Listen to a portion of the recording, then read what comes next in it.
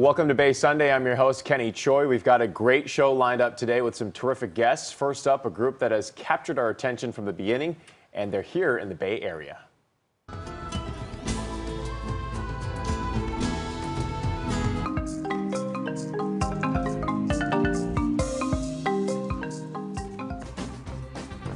Well, it's definitely a circus like no other. You may have noticed that the tents already are set up. Cirque du Soleil's newest show, Luzia, A Waking Dream of Mexico, is at AT&T Park in San Francisco. And with us today, this morning, to tell us more about the show, is Francis Jalbert. Welcome. Thank you for having me. Absolutely. So this show looks pretty spectacular. The colors, the music. Tell us a little bit more about what the focus is on the show. It is. So like you mentioned, Luzia is inspired by Mexico. So we're taking the audience through a journey through time and place in Mexico. But we want people to not, it's not a documentary approach about Mexico. It's really evocative. We want people to feel the emotions that they would get as they're discovering different selected areas of Mexico. But we do it with the style of Cirque du Soleil. So amazing acrobatic acts and technology that goes beyond what people would expect to see under a tent. For example, it rains in the show. We have a pool in the stage as well. So we're integrating a lot of water element to the acrobatic acts. And why the focus on Mexico, the sun, and the rain in particular? Well, basically, we created a show in Mexico a few years ago.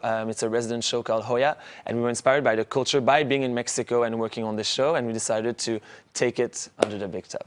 And when people go out there, what can they expect? A lot of things. You can expect, first of all, to be transported like a cycle traveling around without leaving your seat. But it's a joyful, positive show. I think you're coming out a bit dancing on the Mexican music as well.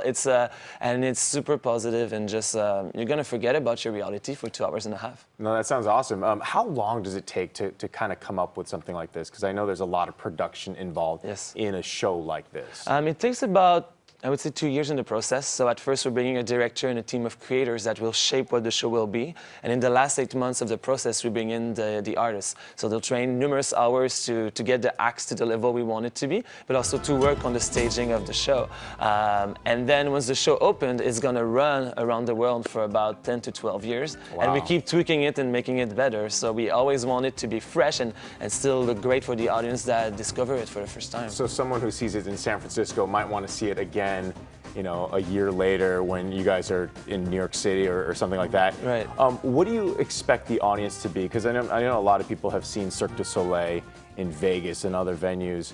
Who do you think will come to these shows? To be honest, I think we have one of the widest audience in the business, basically, because the show really caters to a kid that is 4 years old, is from the US, or a 70-year-old from Germany. You know, there's no really spoken language in the shows. It's really about the emotions and how you can draw your own interpretation of what we're bringing on stage. So it's quite fun. Like, we had our premiere this week. And it's interesting to see like the kids that are completely enchanted by it, but also the adults that are falling back into childhood as well. Right. When I'm sure you've worked with a lot of the performers, how do they describe themselves? Are most of them comedians? Are they certain types of performers? Well, they'll say they're circus artists mainly. And then they each have their own specific discipline. So some are jugglers, some are contortionists.